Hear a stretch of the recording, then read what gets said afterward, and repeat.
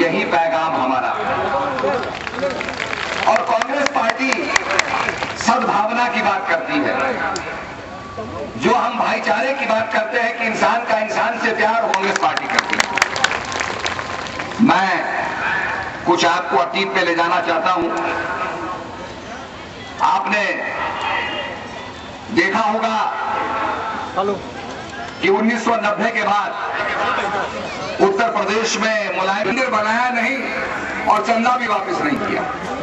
मैं ये मानता हूं कि देश सबसे बड़ा मंदिर है, ये देश सबसे बड़ा गुरुद्वारा है, ये देश सबसे बड़ी मस्जिद है। देश नहीं रहेगा तो हम भी नहीं रहेंगे। आइए अपने देश को ताकतवर बनाइए, अपने देश को अग्रिम पंक्ति में खड़ा कीजिए, उत्तर प्रदेश को आगे बढ़ाइए, देश आगे बढ़ेगा। इसलिए आपको कांग्रेस को वोट करना है। कुछ लोग जात की बात करेंगे, धर्म की बात करेंगे, संकीर्णता की बात करेंगे, इससे ऊपर आपको उठना है। आपने देखा होगा मुख्यमंत्री लखनऊ में रहती हैं, लखनऊ में बिजली नहीं जाती और प्रदेश के अंदर बिजली आती नहीं है। लखनऊ में जाती नहीं और प्रदेश में आती नहीं, और मुख्यमंत्री कहती है कि आगे हम जीत जाएंगे तो आपको 24 घंटे बिजली मिलेगी। अरे बिजली तो भाई पावर हाउस से आती है। जब आपने कोई जल विद्युत हाइड्रो इलेक्ट्रिसिटी का कोई पावर स्टेशन नहीं बनाया, कोई जल विद्युत योजना नहीं बनाई, तो बिजली कहां से दोगे? एक जल विद्युत योजना को बनने में करीब 10-12 साल लग जाते हैं। तो मैं इस समय दौरे पे हूं।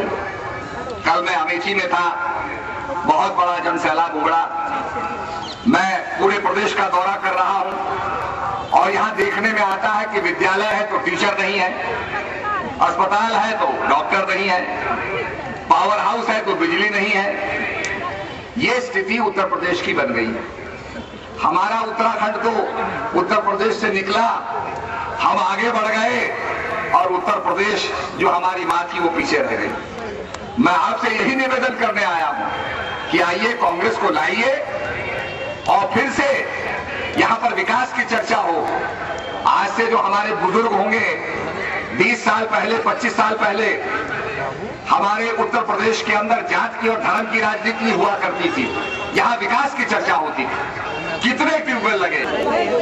सरदार महाराज साहब, लाजपत नगर के एमएलए विधायक धर्मेंद्र सिंह मारवा जी, मलियाबाद से इतनी दूर से आए बेग साहब, हमारी बहन समझ लो नगमा, अभिनेत्री रंबा जी, और मेरे सरदार जनाब सलमान खुर्शीद साहब।